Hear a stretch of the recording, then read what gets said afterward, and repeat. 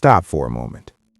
If you've been feeling distant from people, disconnected from environments, uncomfortable in rooms you once fit in, this is not random. God does not separate without purpose. There is a season in every believer's life where comfort starts to feel unfamiliar, where conversations feel shallow, where relationships shift, where invitations decrease, and it feels like loss, but it is not loss. It is alignment. In the Bible, before elevation always came separation. Before Joseph ruled in Egypt, he was separated from his brothers.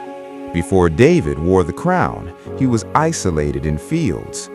Before Jesus began his public ministry, he was led into the wilderness. Separation is not punishment, it is preparation. And if you're over 30, you understand something younger believers don't always see. God doesn't remove lightly, He removes strategically. Some people were seasonal. Some environments were stepping stones. Some conversations were only meant for your previous level. And when God begins to shift you, it feels lonely. But loneliness is often the hallway before destiny. You are not being rejected. You are being refined. You are not behind. You are being positioned. And here's the part most people miss. God will reduce your distractions before He increases your responsibility.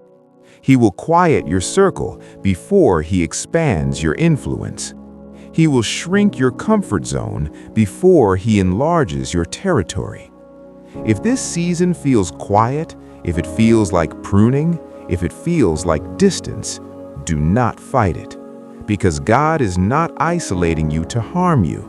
He is separating you to strengthen you. And this is just the beginning. Let's go deeper. One of the hardest truths to accept is this: not everyone who started with you is meant to finish with you. And when God begins preparing you for something greater, the first thing He adjusts is your environment. Because environment shapes identity. There are conversations that kept you small, rooms that capped your thinking, relationships that were comfortable but not called. And when God wants to expand you, He cannot allow you to stay surrounded by what reinforces your old level. The Bible shows this pattern clearly. Before Abraham became the father of nations, God told him to leave his father's house. Before Moses led Israel, he spent years in Midian, hidden and separated. Before Jesus selected the 12, he withdrew often to pray alone. Separation sharpens clarity. When people leave, distractions leave with them. When noise reduces, your spiritual hearing increases. And sometimes God removes people not because they were evil, but because they were familiar. Familiarity is comfortable, but comfort does not produce calling. If you're over 30, you've likely noticed this. Certain friendships faded. Certain opportunities closed quietly. Certain doors didn't reopen. At the time, it felt unfair. Now you realize it was necessary. God protects your future by adjusting your circle. He protects your calling by limiting your access. He protects your growth by disrupting your routine. And here's something powerful. When God separates you, He also starts increasing your internal strength. You begin thinking differently. You tolerate less. You see patterns more clearly. You feel conviction faster. That's not coincidence. That's spiritual maturity. And maturity requires distance from what once defined you. Separation is not God saying no. It's God saying, not at this level. You cannot carry new oil in old containers. You cannot walk into destiny tied to yesterday's attachments. So if certain connections are falling away, if your circle feels smaller, if your phone is quieter, do not interpret it as abandonment. Interpret it as alignment. Because before God reveals your next assignment, He restructures your surroundings. Now let's talk about the part nobody prepares you for, the silence. Because after separation comes stillness. And this is where most people panic. When the phone gets quieter, when opportunities slow down, when prayers feel like they're hitting the ceiling, when God feels distant. But here's what mature believers eventually learn. God is never silent without strategy. Silence is not absence. Silence is construction. Think about it. When a building is being renovated internally, from the outside it looks inactive. No announcements, no visible progress, just closed doors. But inside, restructuring is happening. And that's what this season is. God goes quiet when He's rebuilding your foundation, because elevation without depth collapses quickly. The Bible shows this pattern again and again. Joseph had years of silence in prison before promotion. David had long stretches in caves before the crown. Even Jesus spent 30 hidden years before 3 public ones. 30 years unseen, 3 years unstoppable. God values preparation more than performance. And if you're over 30, you understand something powerful. Quick success rarely lasts, but slow formation creates stability. When God quiets your external life, He strengthens your internal world. Your patience increases, your discernment sharpens, your emotional reactions calm down, your dependence shifts from people to Him. That's not regression, that's refinement. In silence, God detoxes you from validation addiction. He teaches you how to move without applause, how to obey without audience, how to trust without confirmation. And that's maturity. Because when the noise is gone, you start hearing Him clearly. Not louder, clearer. There's a difference. Loud faith is emotional. Clear faith is anchored.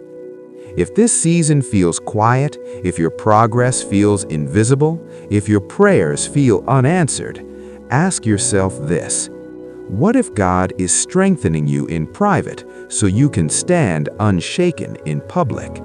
What if He is removing your need for constant reassurance? What if this silence is building spiritual muscle? Because here is the truth. Before God accelerates you, He stabilizes you. Before He expands you, He anchors you. And before He announces you, He hides you. We're going to talk about the shift, how you'll know the season of elevation has started. There comes a moment, not loud, not dramatic, not announced, but undeniable. After the separation, after the silence, after the refining, the shift begins. And here's what's powerful. Elevation rarely starts with noise, it starts with clarity. You begin seeing differently, responding differently, choosing differently. The same situations that once triggered you no longer control you. The same people who once intimidated you no longer define you.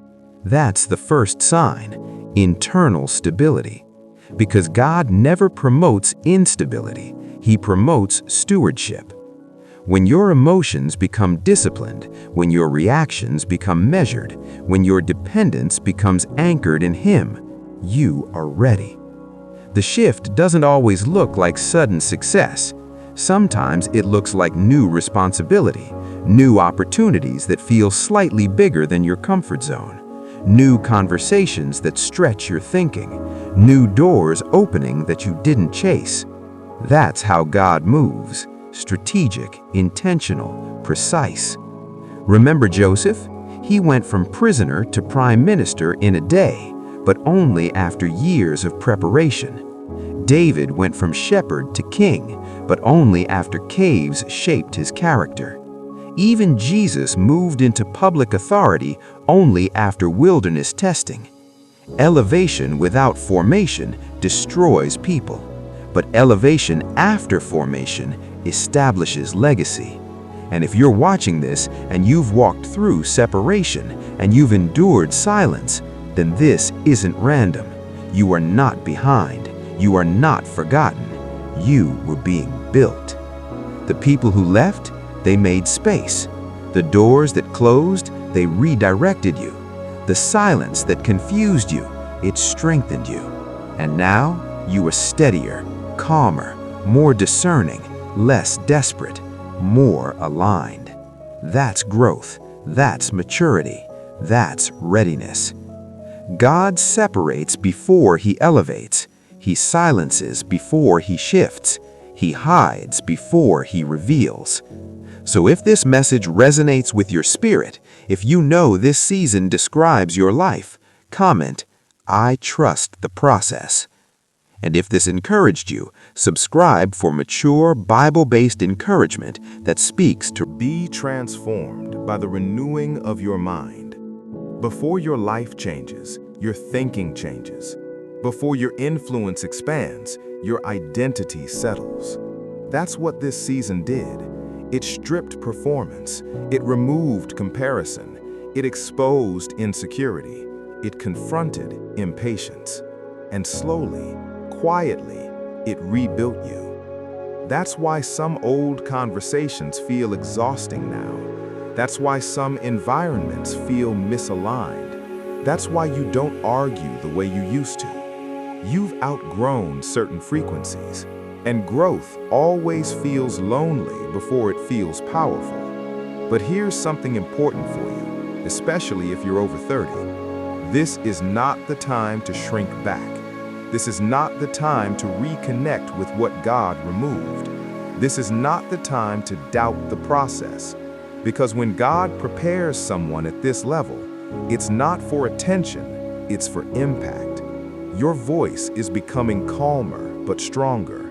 Your presence is becoming quieter but weightier. Your faith is becoming less emotional and more anchored. That's authority. And authority doesn't beg to be seen, it simply stands. You may not have everything figured out yet, but you are not who you were. And that's proof something bigger is unfolding.